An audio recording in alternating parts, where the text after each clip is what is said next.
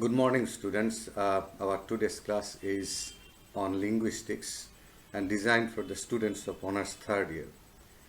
When we were running our classes in the department, we started linguistics, and in linguistics, you know that phonetics and phonology is an important part of that subject. And in phonetics and phonology, we also discussed place of articulation of consonant sounds. You know that there are two types of sounds, consonant sounds and vowel sounds. So we got the opportunity to discuss place of articulation of consonant sounds in the classroom. But since we are going to discuss manner of articulation of consonant sounds in today's class, so at the beginning I would like to recap some of the important elements of place of articulation of consonant sounds. First, we will do it quickly, and after that we are going to manner of articulation of consonant sounds. Now let's try to remember what we studied in place of articulation of consonant sounds.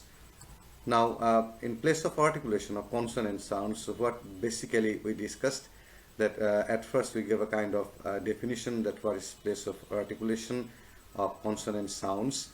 Once the air has passed through the larynx, it comes up and out through the mouth and or the nose. Now, dear students, try to understand one thing, that basically air comes from the lungs and air passes through some places. And at first it passes through the larynx, then pharynx, and then it comes out of our mouth. So air basically comes out either through the mouth or through the nose. So that's how sound is produced.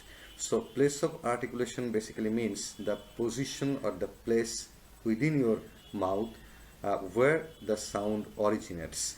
Most consonant sounds are produced by using the tongue and other parts of the mouth. And remember one thing, that tongue is the most important active articulator, and the other parts of our mouth are also involved, but most of them stay passive, but tongue is the most active one. And air passes through mainly through our mouth, or it can also pass through our nose, but in 90% cases or 95% cases it passes through our mouth, and that's how we identify the origin or place of consonant sounds. So the place of articulation means the location inside the mouth at which the constriction takes place. Now, when we will discuss place of articulation of consonant sounds, we will try to identify the areas within our mouth where the sound originates. Now, bilabials. So these are some sounds that originate in a particular place. Where do they originate? Let's see.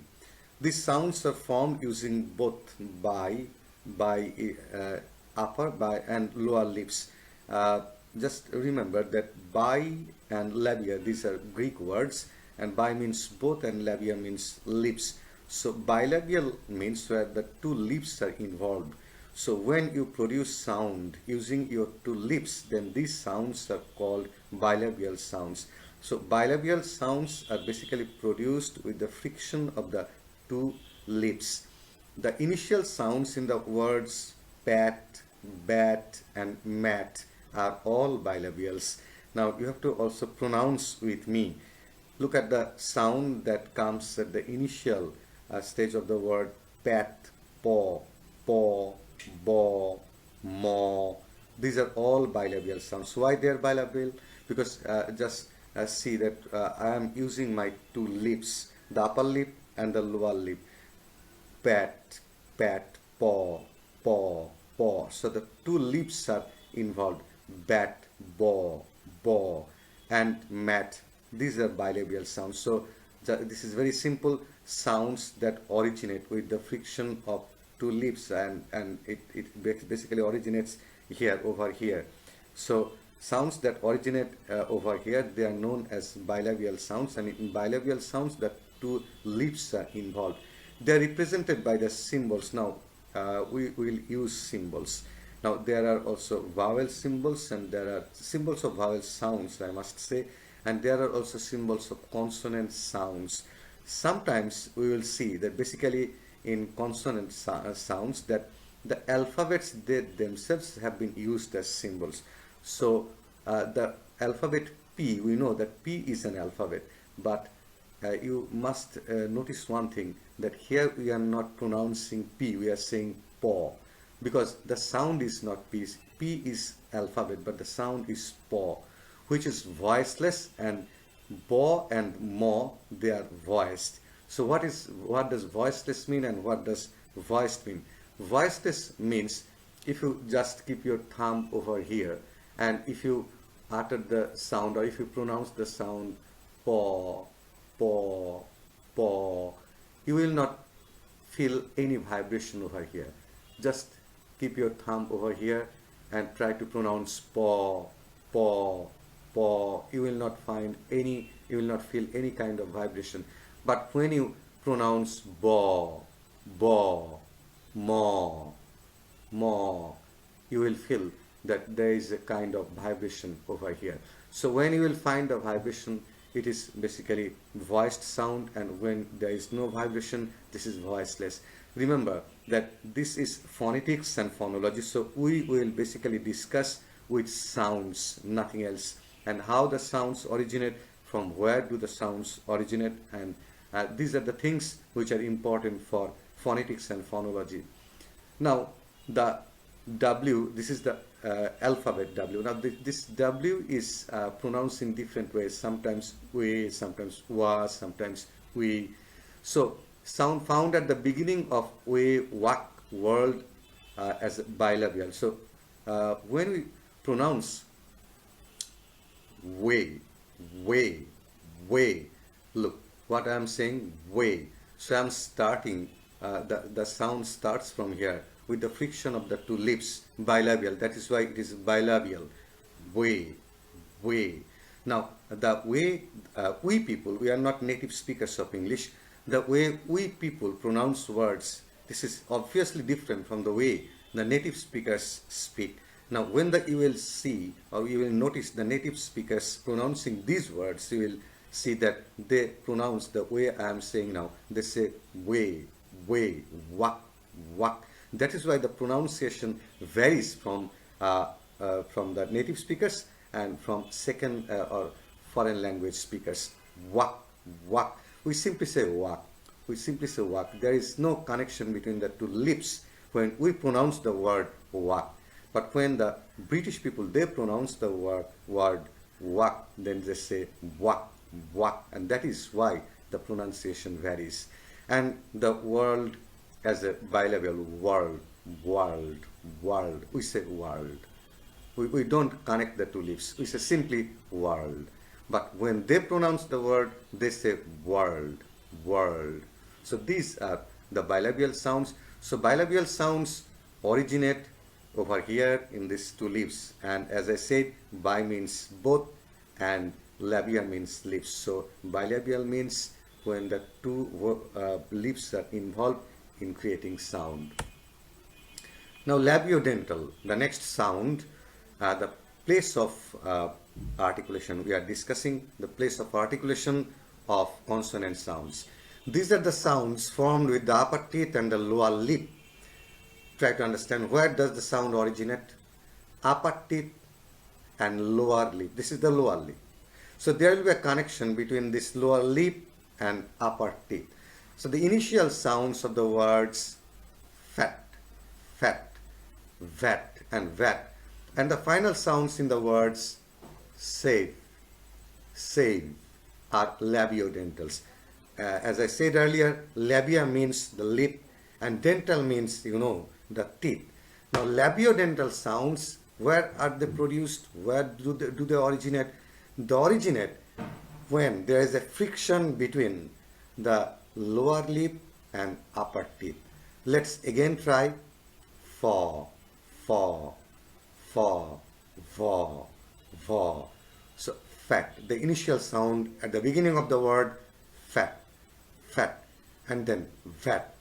And the final sounds in the words save, save, save. So these are labiodental sounds. They are represented by the symbols fa, not F. F is the alphabet and fa is the sound, which is voiceless. So which one is voiceless? Just try over here. for, for, you will not feel any vibration. But if you pronounce va, va, va, you will feel a kind of vibration. Now notice that the final sound in the word calf and the initial sound in photo, despite the spelling differences, are both pronounced as for, for. So don't get confused that sometimes this sign is used as an alphabet F, and sometimes it is used as a symbol which is pronounced as for, not as F. So there's a difference between letters and sounds, a symbol of sounds. Now comes dental. These sounds are formed with the tongue tip behind the upper front teeth over here. The tip of the tongue, and behind the upper front teeth. The initial sound of thin, thin, thin, and the final sound of but, are both voiceless dentals. They are voiceless, as we have already noticed that if there is no vibration when we pronounce them, then it is voiceless. But when there is vibration, then it is voiced. The symbol used for this sound is theta, usually referred as theta, as I've said. It is the symbol you would use for the first and last sounds in phrase three teeth, three teeth. Now, as I have said that you will try which one is voiceless by putting your thumb over here, and if you feel any vibration, then it is voiced. If there is no vibration, it is voiceless. Now, three, the initial sound is dental. Three, three, three, because the tip of the tongue, it touches the area just behind the upper front lip. And the voiced dental is represented by the symbol do, usually called do. This sound is found in the pronunciation of the initial sound of common words like the, there, then, does. So in the initial sounds of these words, you will notice that your tongue tip is just behind the upper front teeth. Your tongue tip is just behind the upper front teeth. How? Again, pronounce with me. The, the, there, then, does. So sounds that are produced over here in this position with the tip of the tongue just behind the upper front teeth are known as dental sounds. Students will discuss these things in the classroom. That's why I'm going first. Alveolus, these are sounds formed with the front part of tongue and on the alveolar ridge. Now, which is the alveolar ridge? Which is the rough bony ridge immediately behind the upper teeth. Now, just behind the upper teeth, you will see a bony area, a hard area, not palate. Palate is just behind the ridge. So just behind the teeth, upper front teeth, you will notice, you will feel a kind of bony area, hard, which is hard. And the initial sound in top, now just pronounce like me, top, top, top. And just stop when you are pronouncing the sound to, to, to. Now you feel where does your tongue have a kind of friction, do, so, zo. So in the initial sound of top, deep, sit, zoo, and at the ending of nut are all alveolus. So let's try again. What are the alveolus sounds? Where do they originate? The alveolus sounds originate just with the behind the of the tongue on the alveolar ridge, which is the rough or bony area immediately behind the upper teeth.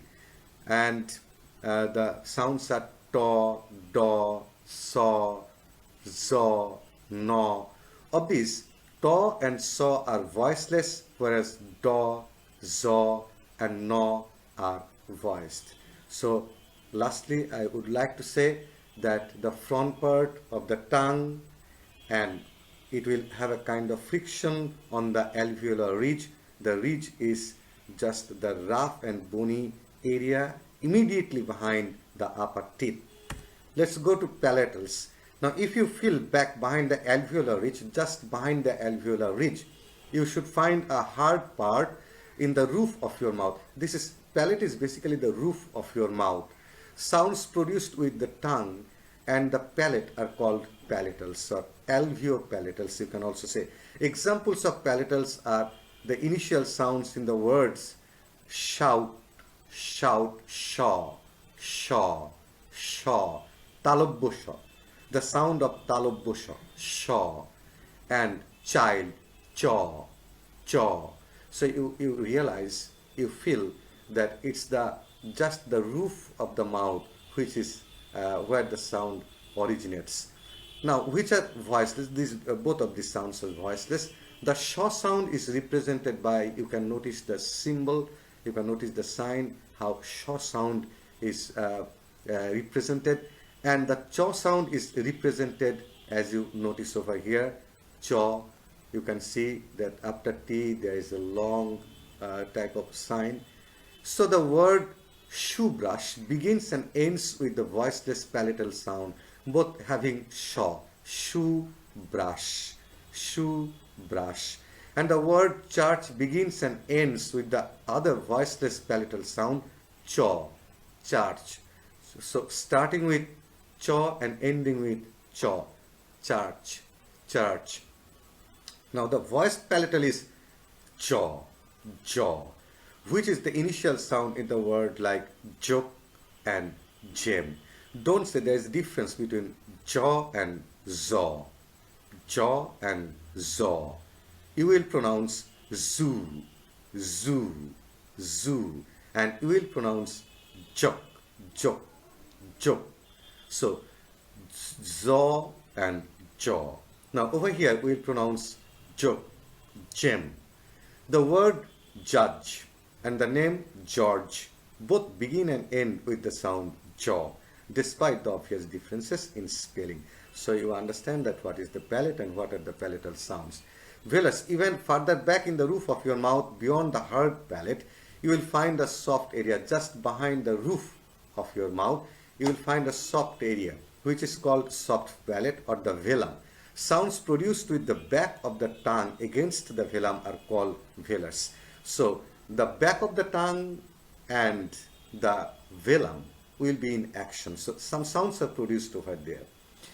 There is a voiceless velar sound represented by the symbol caw, caw, caw. Now you feel that the back part of your tongue is working and the back part of the, not back part, just behind the palate, the soft area is also involved, which occurs not only in kid. Now let's take the example kid, kid, and kill, kill. So the initial sound is velar sound, but it's also the initial sound of car and cold. The spelling is different.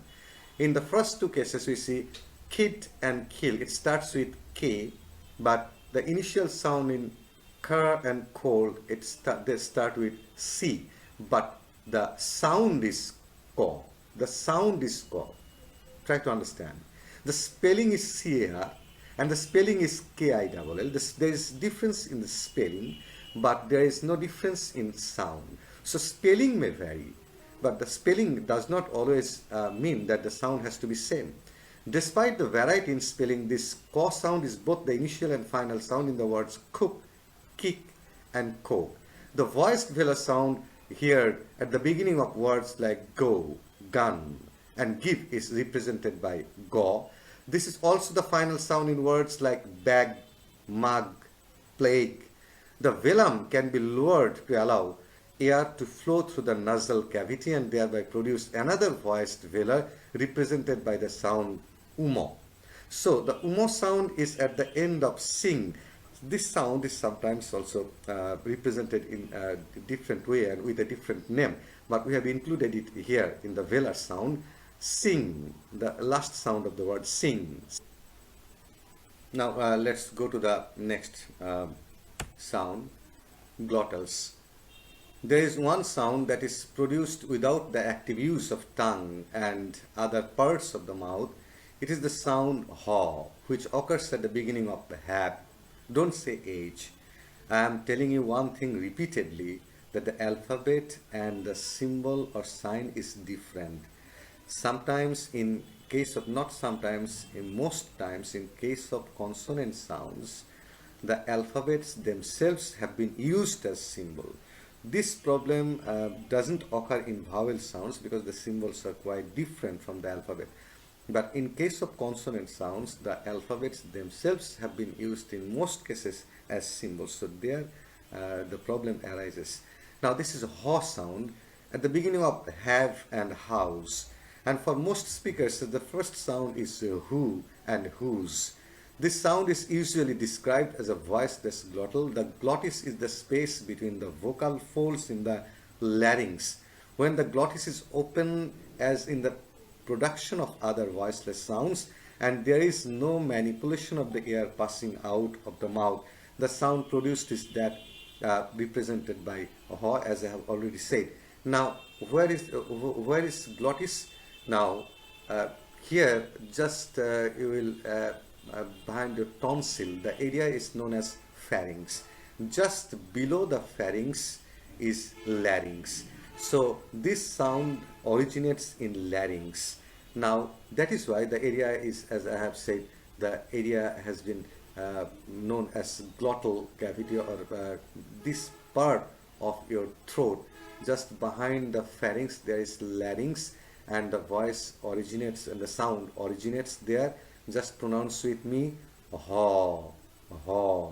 Now you see that there is no impediment, there is no restriction, no barrier of the air passing through your mouth. So these sounds are known as glottal sounds. So dear students, we had discussed it in the classroom, so that's why I was in a hurry and I completed it quite quickly. Now we are going to manner of articulation of consonant sounds. Now we are starting a manner of articulation of consonant sounds. Manner of articulation refers to the sounds in terms of how they are articulated. Look at the difference. Place of articulation means where do the sound originate, the place the sounds originate. And manner of articulation refers to the way how sounds are articulated. We are dealing with consonant sounds, not with vowel sounds. Now, such a description is necessary if we want to be able to differentiate between some sounds. For example, we can say that taw and saw are both voiceless alveolar sounds, but they differ in their manner of articulation, that is, in the way they are pronounced. Now, remember one thing. The sounds which were under one point in place of articulation may be under different points in manner of articulation. Taw and saw were both alveolar sounds because they originated in the alveolar region. But when we will discuss manner of articulation, the palatal sounds may, some of the palatal sounds may be under one point, some of the palatal sounds may be under another point. Some of the bilabial sounds may be under one point, that means they can be pronounced in one manner. Some of the bilabial sounds can be pronounced in a different manner. Some of the glottal sounds can be pronounced in one manner, some other glottal sounds can be pronounced in a different manner. So you will notice a difference that between place of articulation and manner of articulation. In place of articulation, the sounds which are always palatal may not be under the same point in manner of articulation. In place of articulation, which are alveolar sounds or which are bilabial sounds or which are labiodental sounds, don't think that all labiodental sounds, all bilabial sounds or glottal sounds will be under the same point in manner of articulation. They will vary. One, you can also notice that one bilabial sound and another palatal sound, they may be under same banner. So this is how we will look at manner of articulation. At first comes stops or plosive sounds, we say. Of the sounds, the set paw, baw. Now you see paw and baw. These two are bilabial sounds. But after that we don't see the examples. These examples are not bilabial examples. Taw, taw, ta, alveolar. Da, ka, ka, ga. Now, you see the difference that some of the sounds over here in stop, some of them are bilabial, some of them alveolar, some of them maybe glottal. So they will vary in manner of articulation. So why does this variation come? Because the way we pronounce these sounds, that becomes more important. How do we pronounce? Their origin can be different. Some may originate in the two lips, some may originate in the alveolar ridge, some may originate in the palate, some may originate in the velum. But if they are pronounced in the same manner, that is our main concern here. So all these sounds, po, bo, to, do, ko, go, they are produced by some form of stopping of the air stream and then letting it go abruptly. Stopping of the air stream, what does it mean? I have said that the air comes from the lungs. So there is a kind of stop, there is a kind of obstacle, a kind of barrier in this case of sounds. What kind of barrier? We don't allow the air to come. Let's try. Paw, paw, paw. Just hold the air for a few seconds within your mouth. Paw, paw. Now you understand, you realize that there is a kind of barrier that your two lips create. Paw, paw. And after creating the barrier, we just release the air. Taw. So the barrier sometimes is created through your lips. The barrier sometimes is created through the tongue tip and the alveolar ridge. So the barrier can be created in many parts of your mouth. But the important factor is that there will be a kind of obstacle of the airflow. And after creating the obstacle, we will let the air pass abruptly. Po, bo, to, do, ko, go. Now you see that we are stopping the air and then we are allowing it to go abruptly, very quickly. So the way these sounds are produced, this manner is known as stops. This type of consonant sound resulting from blocking or stopping effect on the air stream, I have already explained, is called a stop or a plosive. A full description of the to sound at the beginning of a word like 10 is a voiceless alveolar stop. 10, 10, 10. So you notice that the air is not allowed to come in a straightforward manner. We create a kind of stop and then we allow it to come out. So this sound, the way these sounds are produced is known as stops. Now comes fricatives. The manner of articulation used in producing the set of sounds like fa, va, tha, do, sa, za, sha involves almost blocking of the air stream and having the air pushed through the very narrow opening. As the air is pushed through, a type of friction is produced and the resulting sounds are called fricatives. If someone puts his open hand in front of his mouth, which making these sounds for and saw in particular, he should be able to feel the stream of the air being pushed out. The usual pronunciation of the word fish begins and ends with the voiceless fricatives for and shaw. There are words those begin and end with the voiced fricatives do and zo. The sound ho as in hi or hello is voiceless and also usually included in the set of fricatives. Now what does fricative mean? Fricative means friction. There should be a kind of friction. So what is the difference between fricatives and stops? In the sounds under the banner stops, we stopped the airflow completely and then we suddenly released the air. Now in case of fricatives, our style, our manner is different. What is the difference?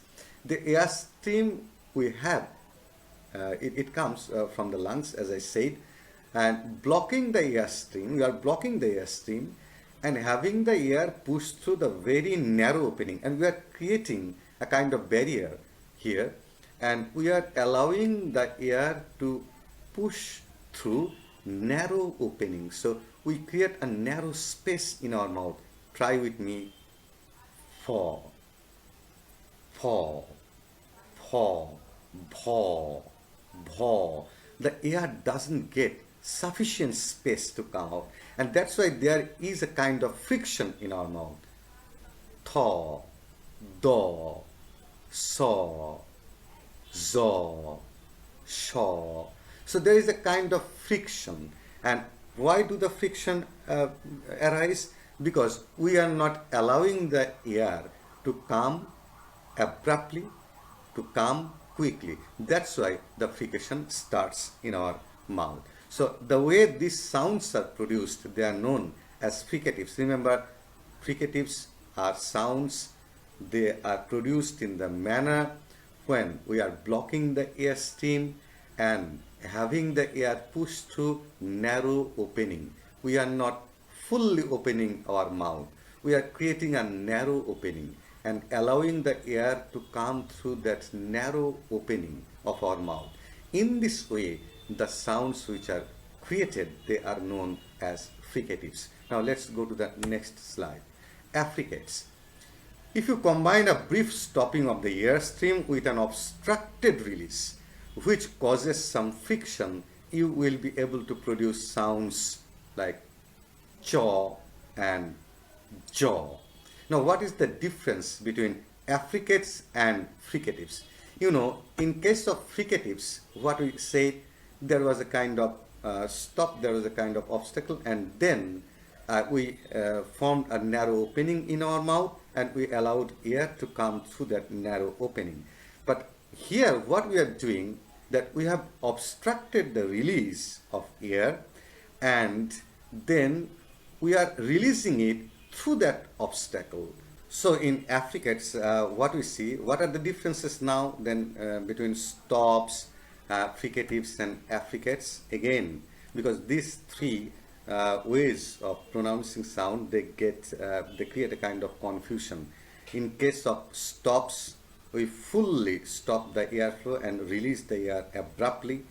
In case of fricatives, we stop the airflow, but then we create a narrow opening, but there is less obstruction or obstacle. In case of affricates, we also create a kind of stop, but these sounds are always produced through the obstructed release. I mean, the obstruction is always there, and there is a kind of pressure we have to use.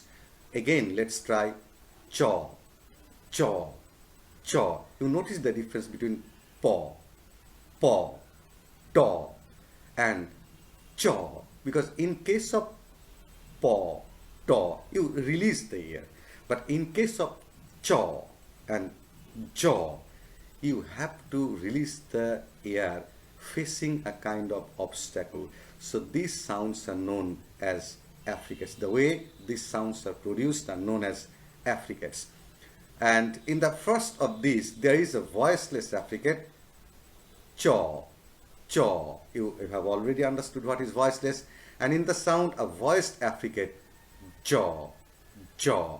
So chaw is voiceless affricate and jaw is voiced affricates. Now let's go to the nasal sounds. Most sounds are produced orally with the velum raised, preventing airflow from entering the nasal cavity. However, when the velum is lowered and the airstream is allowed to flow out through the nose to produce mo, no, and umo, the sounds are described as nasals. So what happens? In most cases, we see that the velum is raised, and thus there is a kind of gap in our throat. On the other hand, when the velum is lowered, when there is less space in our mouth, in our throat, in the velum, then what we see, when the velum is lowered and the airstream is allowed to flow out through the nose, and we produce mo, no, and umo sounds, because in these cases the air passes through our nose. The sounds are described, these kinds of sounds are described as nasal sounds. These three sounds are all voiced. The words morning, these are all voiced sounds. morning, more, more, more. Then knitting and begin, the ends with nasal. Now, in nasal sounds, what we have sing. What we have seen in nasal sounds, we have seen that the velum is lowered and the air does not get sufficient space to come out through the mouth, and facing obstacle, it comes through the nose. So when air is coming through the nose, some sounds are being produced, and these sounds are known as nasal sounds. Now, liquids. The initial sounds in lead and red are described as liquids. Law, law, raw. They are liquid sounds. They are both voiced. The law sound is called a lateral liquid and is formed by letting the air stream flow around the sides of the tongue as the tip of the tongue makes contact with the middle of the alveolar ridge. So, law, law, your tongue tip touches the alveolar ridge, and what happens? The air stream flows around the sides of the tongue. So there is a kind of flow, there is a kind of wave in the air stream. Your tongue tip will touch the alveolar ridge, it's true, but when your tongue tip touches the alveolar ridge, there is a kind of flow of air in your mouth, a wave of air in your mouth, and that's how this sound is produced. Let's try again. Law, law, law. There is a kind of, what should I say, wave. There is a kind of wave is produced in our mouth. Raw, raw. So, raw sound at the beginning of red is formed with the tongue tip raised and curled back near the alveolar ridge. So, the first sound, law, is lateral liquid because it is created almost in the region of alveolar ridge. And the next one, raw, raw, raw, it's back near the alveolar ridge. But both of them are liquids, and in liquid sound, as I said earlier, that the tongue tip will be very close or it will touch the alveolar ridge, and there will be a kind of wave of air in your mouth. Glides. The sounds, as I said, we or wa and ear are described as glides. They are both voiced and occur at the beginning of we, wet, you, and yes, yes. Now, W, I am saying that it's an alphabet, but when we are pronouncing we, W, we, wet, wet, you, yes. These sounds are typically produced with the tongue in motion or gliding. So the tongue is not confined to any particular place. It is in motion, in producing the sounds. I am saying glides to or form the position of a vowel and sometimes called semi-vowels. And when we produce this type of sounds like we, wet, you, and yes, our tongue remains almost in the position of forming vowel sounds. You know, when we will discuss vowel sounds, we will discuss how the vowel sounds are produced. The tongue has a different position while creating vowel sounds, and the tongue has another type of position when it's creating consonant sounds. But what is interesting in the sounds of glides, the tongue almost goes to the area of vowel sounds. So that's why these sounds are often known as semi-vowels. Again, we are saying we, wet, you, yes. So these are glides, and these are almost created in the position of vowels. So thank you, students, for attending this class.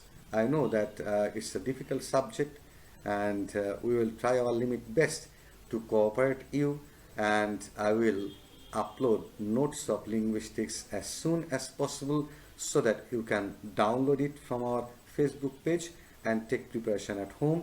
I will again let you know that on which topic I am going to take my next class. So thank you very much. Stay home, stay safe. Thank you.